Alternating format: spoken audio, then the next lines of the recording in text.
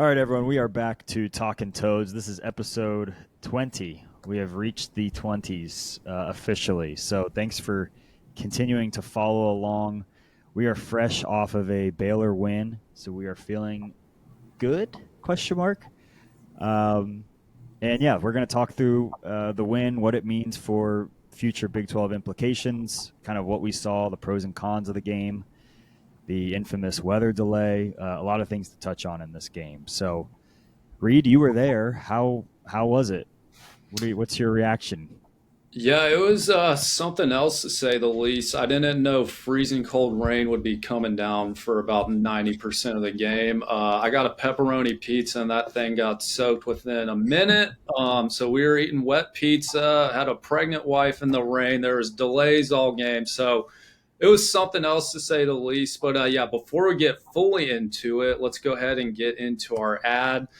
Today's episode is sponsored by RDSco Goods. They're based in Fort Worth. They have fully custom hats, shirts, you name it.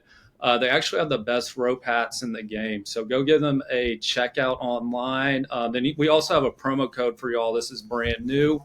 So listen up here. Use the code Talking Toads, and you get 20% off anything on their website.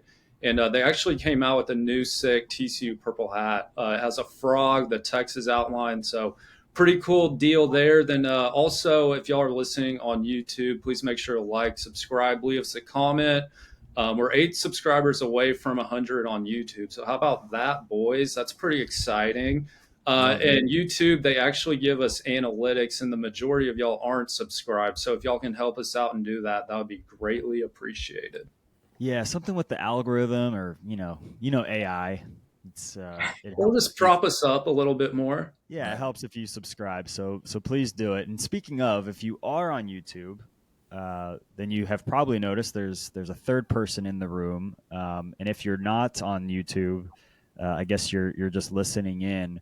But there is an elephant in the room. His name is Stan, and he will be joining us at least for a few episodes as we close out the year for these reaction pods. Stan, thanks for joining, and you want to say hello to the millions of listeners that are Yeah, tuned in. thanks, fellas. Yeah, no, thanks for the introduction. Excited to talk ball. Graduated TCU in 2018, so been a fan since sort of maybe the mid 2010s when we started going to college there. So um, you know, let's talk ball. Stan is we always commiserate because he's a run the ball guy, Yeah, and we that's one thing we definitely see eye to eye on in this silly game called football. So we'll get into that, but just so you know, for future listening purposes, Stan's run the ball guy. it was a big week for running the damn ball for sure. It was. He's the guy that has the hat that says Yeah, "Run the damn ball," yeah, and he'll wear it to games all the time. I've seen it. No, I'm kidding. we got established. Literally. Well, guys, our Stan, I don't know if you tuned into last episode, our predictions for this game were pretty much spot on. We won. TCU won 42-36. I predicted 42-38. Reed predicted 42-35. So Reed, I guess you were just a tad bit closer. You had to point Off that by a out. point. How about that? Uh, so we were obviously confident in winning this game, in a close one, albeit. Stan, going into this game, were you confident in a win? What were you thinking this game was going to be like? I'd say slightly positive. I mean, I feel like this game and then some of the other games you have coming up are just like straight up 50-50s, and then kind of comes down to like turnover battle, key plays. Like you could have seen like it going the other way, but I thought in the end we were more successful on like just running the ball, big plays, and then obviously the turnovers as well. But like our net success rates were actually better than I thought. If you take a look at those graphs, but slightly positive, and I'd say when we have good Big 12 teams, it's the talent levels aren't that big of a difference between some of these teams, so you can see it going either way. But slightly positive going to it. Agreed. It was. I mean, obviously, it's the score I predicted. It's kind of, if you just look at the stat lines, the final score, it's kind of exactly what I had imagined. It was just the way that I guess it ended up being that way. I mean, going back, we were really kind of killing them. But that weather delay kind of screwed up some things. So it's kind of weird how we got there, but that was really the exact outcome I was expecting. Reed, what about you? Yeah, no, it was great seeing us run the ball like we did. Obviously, Kavorian Barnes had a big day. Then also Trent Battle, he had that 65-yard pop run. I think that was in the third quarter, if I'm not mistaken. So that's what we've been wanting the whole year, is just continuing setting up the run, give it a chance at least, because we've seen the past few weeks we've been giving it maybe 15 carries and getting away from it, even if we have success. So that was good to see. And I think a key difference why we've been able to run the ball better, at least last week, was flipping the left tackles and the right tackles. Ben Taylor Whitfield, he went to the left side, then Quentin Harris went to the right. So I don't know why or how that made the run game more successful, but it did. And it's just great to see. That just lessens the load off of Hoover. And Lord knows he can't be thrown at 60 times. We've seen how that goes. No. It was, yeah. Running the great call out on Battle. What a fun God, have we seen an explosive run really since that North Carolina game? It feels like it's been forever. He Yeah. wasn't touched for like 10, 12 yards, though. And Yeah. did you guys see that last guy try and tackle him? That was just a piss poor effort. Like Right. he kind of just like threw his arms out there, like he had no intention of actually making that tackle. Also, one more thing to call out the run game. It seems like Kavorian Barnes, like he was getting hit at the line of scrimmage, but he just kept moving the pile. And the O line, they were moving way better than they have been the whole year. So hopefully that's a good sign for things to come. And another kind of side note for this game, let's give a shout out to the jerseys. Those were the best jerseys of the year by far. The purple chrome, purple top, and the black pants. It just looked great in person. I don't know what it looked like on TV, but it looked good. Such a classic TCU combo. I don't know Yeah. why, but that purple chrome with the purple jersey and black pants is just so classic TCU. Was pretty underwhelmed by Baylor's. And then yeah, once it was like kind of wet and muddy out there, it was cool to see. Yeah. Yeah. So the delays, though, let's get into that real quick before we go back to player performance. I feel like all across college football, we've seen delays more so than we have in years past. There's been a few at Clemson. I know a couple in Florida and really all across the country. So was that annoying for y'all to watch on TV? Like the game didn't end until 5 o'clock, if I'm not mistaken, and it started at 11. So what was the viewing experience like for that? Yeah, we gotta start with ESPN because the ESPN app, they made change the game over to the ESPN app, and then it was blacked out. The last 6 7 minutes were blacked out for me. You could not Yep. watch the game anywhere. So it was just, No. obviously I had gone back and watched it, but just absolutely criminal behavior from them. And yeah, it was obviously a terrible experience watching from home because the game took 5 hours. And I think I feel bad for the players because, I mean, they're sitting there for 5 hours, probably burning low on energy, probably needed a meal in that second half because it took so long. I mean, some of those doy type plays towards the, later in the game, I feel like just were lack of concentration from just being tired. Absolutely. No, I mean it was a horrible viewing experience. And then yeah, anyone that was able to see any portion of the last 5-10 minutes of playing time. I looked at some pictures of the stadium. It looked like no one was there anyway. So kind of just a weird vibe overall. And it was 5 hours and 50 minutes total playing time when you count in those weather delays. It was a mess. I'm glad that we eked out a win there because I get kind of the worst feeling in my stomach when your team's up and it goes into a weather delay because it just screams some sort of mental break. And I still don't fully trust this team or frankly this coaching staff on the mental aspect of things. So I was worried going into it once I saw that weather delay, and it kept going and going. And at the same time, they don't give great updates. Like if you're not watching the broadcast, good No. luck checking any, Twitter or anyone. No one has any idea what's going on. So it was a mess. And Reed, you were there. Like, did the skies look bad before the game? Like, was this something that people were expecting? Before the game, no, but right around the halfway point of the first quarter, there was all these dark clouds starting to loom over us. I'm like, oh, that doesn't look great. Then right around the second quarter, it started torrential rain. It was freezing cold.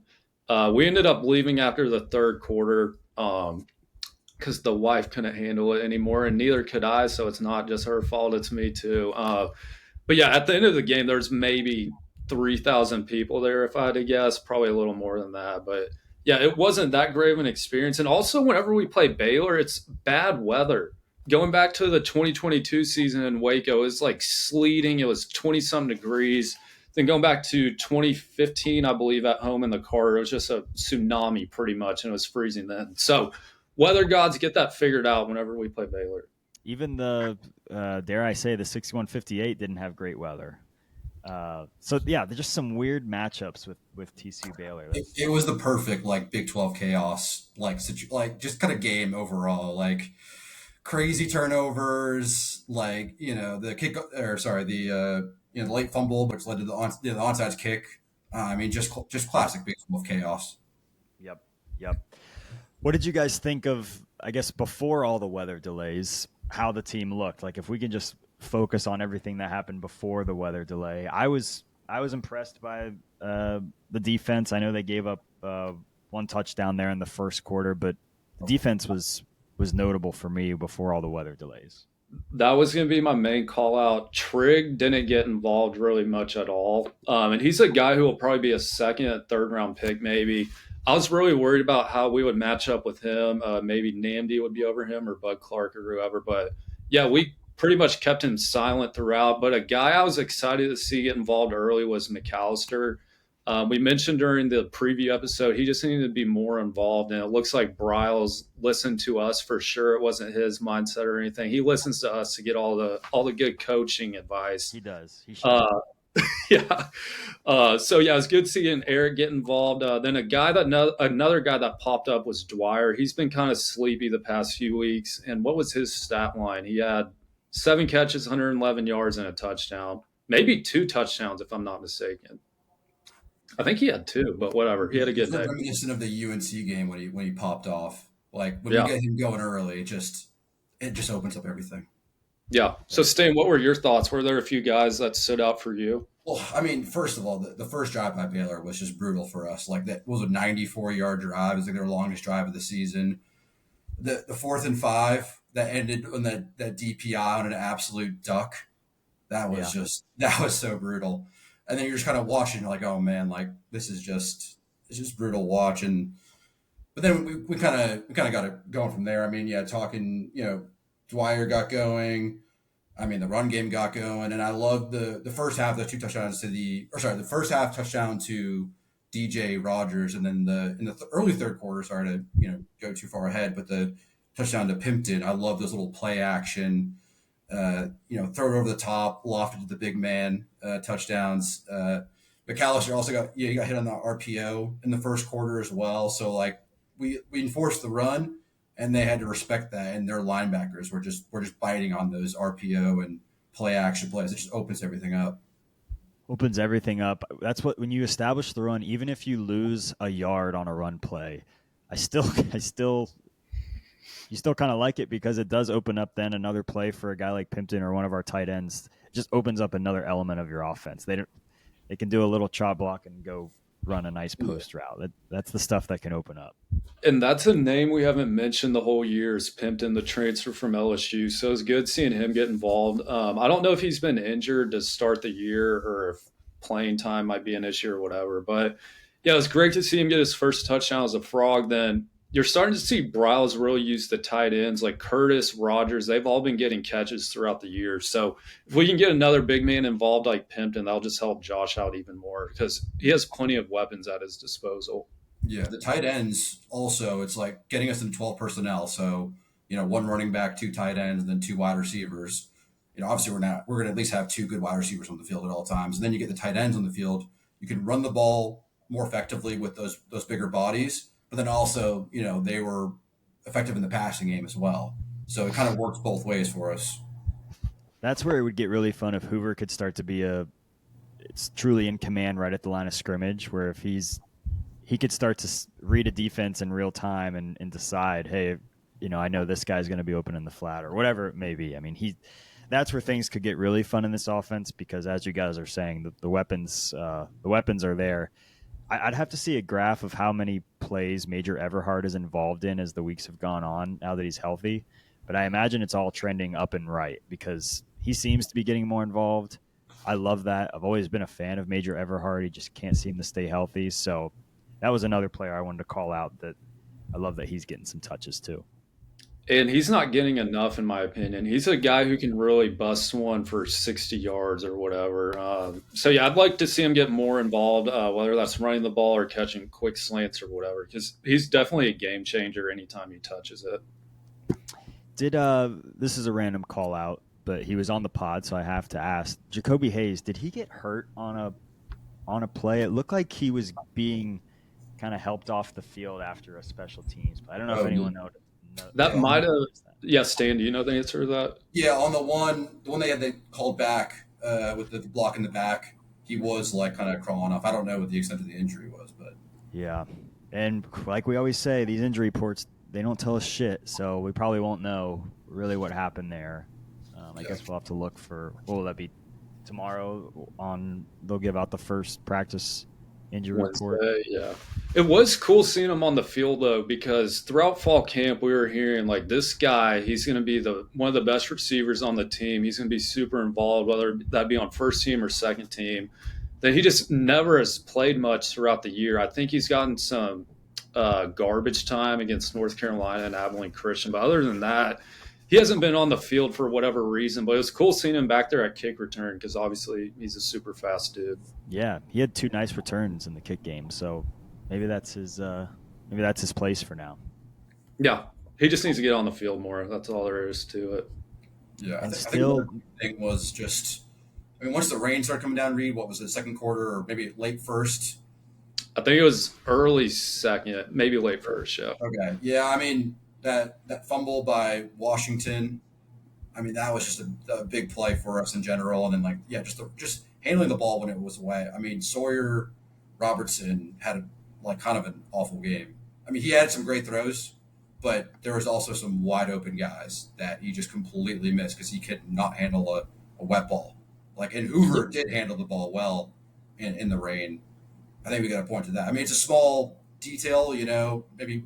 I don't even know if they were prepping for, the rain or whatnot, but I mean, Robertson was just completely off his game, partly because of the rain, but I think partly because our defense just kind of got to him a little bit, and then, shutting down Trigg. I mean, we took away all their best weapons, really. It almost felt like this Robertson game was Hoover at Kansas State. That's what it felt like kind of uncharacteristic, seemed rattled from the beginning, and just could never get it going through a lot of picks. And maybe Hoover was prepping for the wet balls because he looked better. We just know he's much better at home too. But I got a stat for you on Robertson. So it was his first time in 2 years that he completed fewer than half his passes. That is his worst game in 2 years. Wow. What were you saying, Reed? Oh, Stan just said it right before I was about to. Completed less than 50% of his passes. And 3 interceptions. That was definitely his worst game of the year. And there was a lot of Baylor fans saying, oh, this is Sawyer Robertson's breakout game for the Heisman. I'm like, Baylor's not going to be in contention. I know RG3, whenever he won, Baylor had 3 losses. So sure, you can maybe have that point. But yeah, he did not look good at all. And credit to our defense. Just bringing up the stats real quick, if I can find it. Or y'all go ahead and talk. Let me pull up the defensive stats. I was going to ask about that. Were there anything on the defense that you kind of want to nitpick in any way? Were there any performances where it felt like, there's still some meat on the bone there? I mean, they targeted Canada a bit. That DPI I called out earlier. You had to target someone. And I will say, some of the Robertson throws, second half, were pretty, he can throw a nice deep ball, but he also can throw a nice deep ball pick too. So, right. But it's also game state. That's what happened to us at Kansas State. Is we had a bad, mistake early on. Then we go down 7-14 points, and it's we got to catch up. We got to throw the ball down the field, and that led to more picks, and that leads to the big plays for the other teams. That's kind of what you're talking to earlier is Hoover versus K-State. We got down, and then we started to have to push the pedal to the metal, and we can hit. My nothing specific, but just continues to give me this feeling that I don't know what this defense is because they have flashes. They can obviously stop a good Baylor offense. They can stop a good Arizona State offense as well. So you have these moments where you're like, man, is this defense? Are they finding some ways to figure this out? But then, yeah, they're obviously not perfect either. So, but I was glad that you were pulling up the stats, Reed. I don't know how many sacks we had on the game, but it felt like we were getting some more pressure to the quarterback. But maybe some of that was just, like you said, game state too.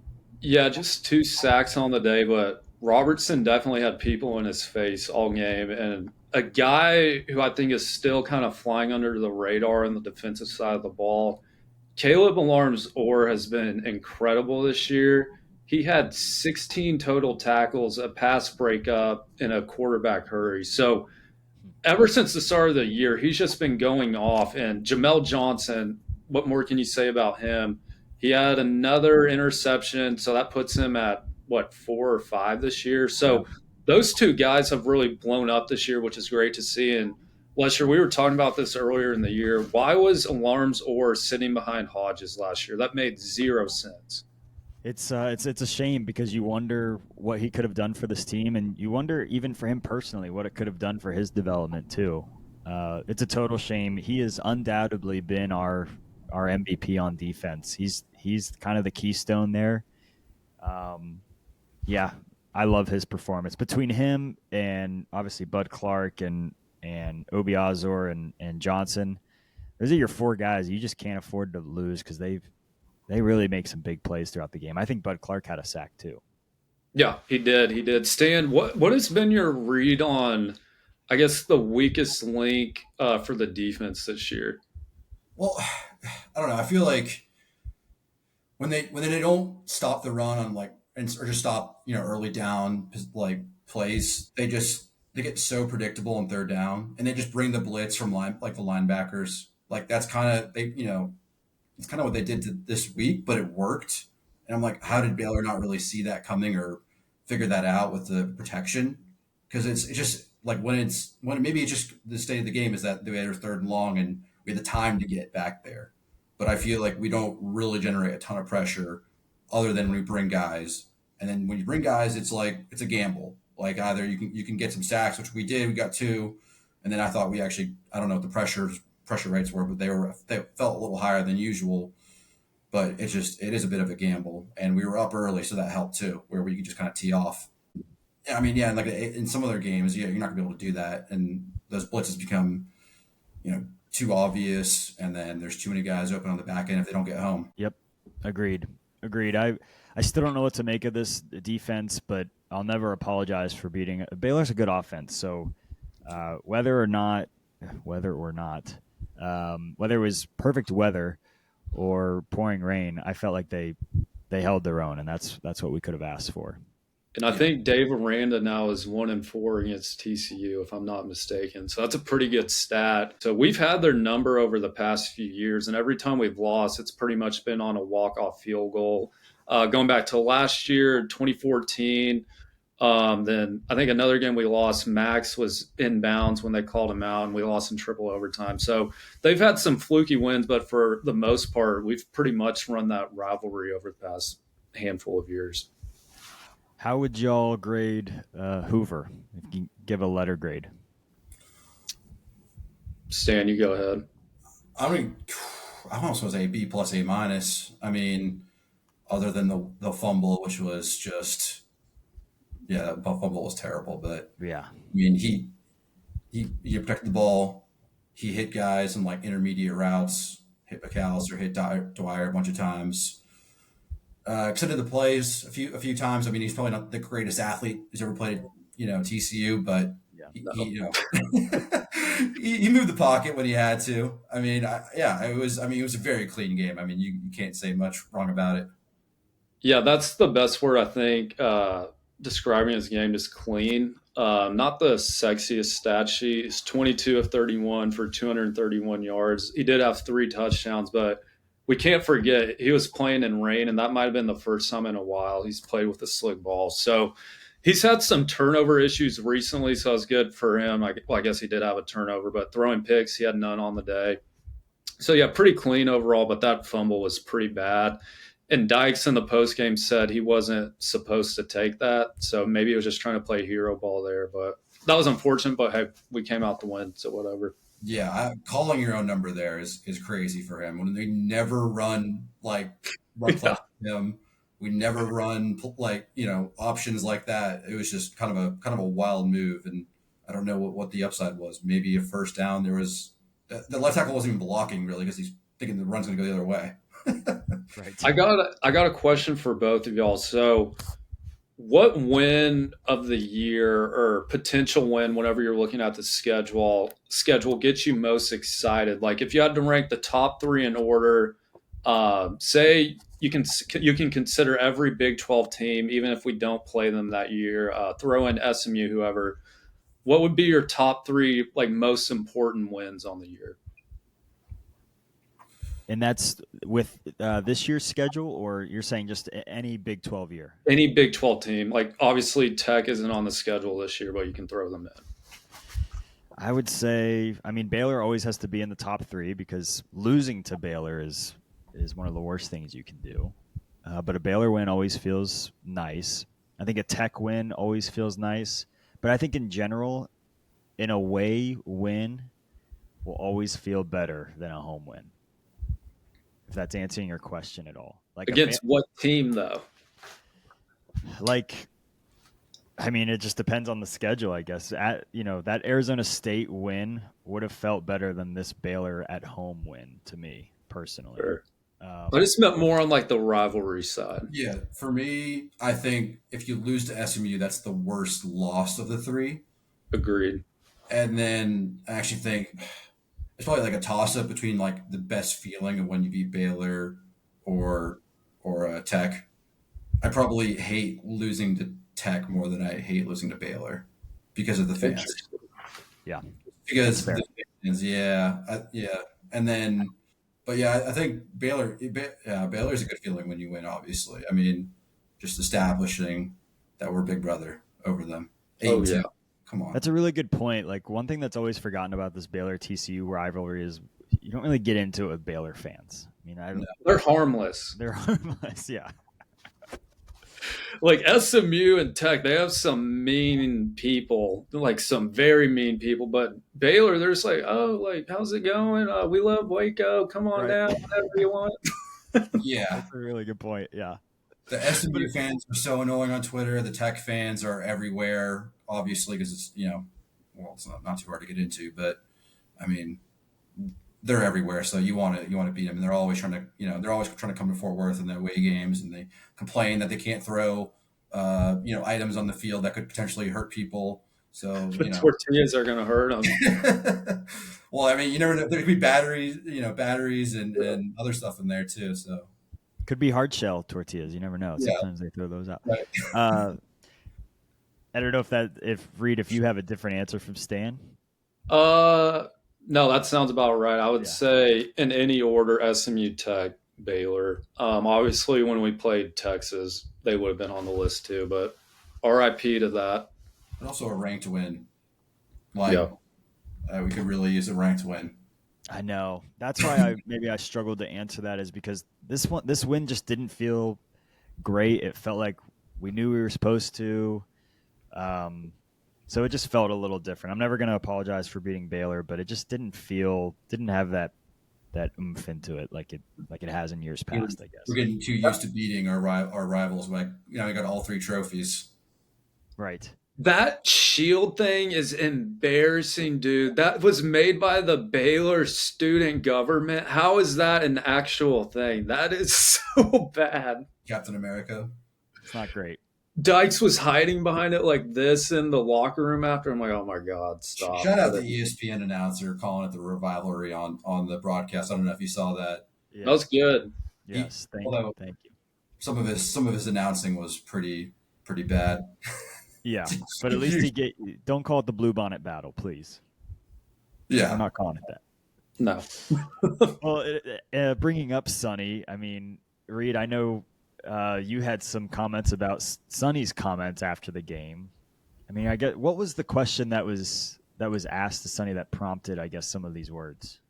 Yeah, I don't know if it was in his opening remarks or whatnot, but I did not like what he said at all. And yeah, I've been on record. I'm not the biggest Dykes guy, to say the least. But yeah, let's just get into what he said. I don't know if this is kind of out of context or not, but he did say this. He said after the game, we're the winningest Big 12 team over the past 3.5 years, quote unquote. My problem with that is like this is a what have you done for me lately business, and let's be honest, since 2023 he's had some rough losses. Like I know 2022 was great, but throw that out, the past 3 years, how many weird losses have you had to teams who have way less talent than you and you have no business losing? I just did not like that comment, and it seems like he's still holding on to 2022 in a way.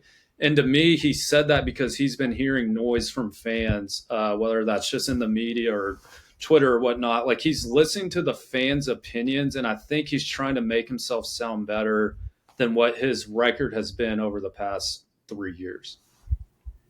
Yeah, I need to see the question that was asked. I wonder if it was taken out of context, because if not, that is a weird comment to make.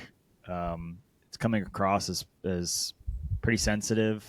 It's almost like reminds me of like when Jerry Jones talks about how the Cowboys have the winningest record in the NFL the last 10 years, but they haven't won anything. It's like it's just not something you bring up. It's just a Right. stupid comment. So I agree. I need to look into that more. I need to hold off on any Sunny comments personally until we see what the final record of this team is. But that did feel like an odd off-color comment to make. I don't Yeah, know. Stan, do you have any thoughts on that? I mean, were all these teams even in the Big 12? So, I mean, first Yeah, off, for comparison's sake, I mean, you 3.5 years, I guess. I mean, they weren't all here, but I don't know. I mean, last year they definitely was some bad losses. I mean, for me, K State was a rough loss, and I know they've not had the best season, but I feel like their talent level is not that much different than ours. Like, if you look at what was the gambling line, it was only like 2.5. I mean, yeah. realistically, it was kind of a 50-50 game. We've also been having a better season than them, so we feel like we should win. But, I mean, they have some players too. I mean, What was the last win where you felt like, man, I'm impressed? Like we weren't supposed to win that game. We outmanned them. Because to me, it's felt like a while. You could say that Utah game last year was a really gutsy win, but they were injured, and that there was some weather in that game. To me, that's what I keep going back to on this comment by Sonny is like, yeah, like Reed said, what have you done for me lately? We can never forget the national championship run, whether you want to put that on Sonny or not. We cannot ever ignore that. But since then, I I yearned for a win where I'm like, damn, yeah, that was us. Yeah, we'll see how this year plays out, but I'm starting to get very frustrated with him, and I know we're coming off a win here, but yeah, his comments just didn't sit right with me. For sure. Not something you feel like you need to be saying after a game like this. Right, That's for like you certain. just won. Calm down. Right. yeah. There's still a lot to play for this season. I mean, yeah. If he goes like 6-6 or 7-5, I mean that would be kind of a disaster. But I mean, I also said before the season started, I thought our team was better, but we might end up with the same record because our schedule is harder. Like we kind of had a cupcake schedule last year, and we didn't really take advantage of it because our defense wasn't really that great. I think our defense is better this year. For I think our team sure. is better this year, but it's just and like yeah, these next 5 games, we'll have in West Virginia, but It's yeah, a yeah, no, yeah. It's about to get pretty interesting. We'll have to talk again here on Sunday after the West Virginia game. That's obviously the next one. We'll preview that game. I don't want to look ahead, but that is a game that you should be able to take care of business of. And gosh, that's what drives me crazy about that Kansas State game, because you win that, you beat Baylor like you're supposed to, and you beat West Virginia like you're supposed to, and you're headed into a bye week with a gauntlet on the other side of it, but feeling pretty good, like you can maybe control your own destiny. So it's obviously not the case now. We don't have to talk about that, but on a positive note, we did beat Baylor. You got that behind us. You're now 5-2.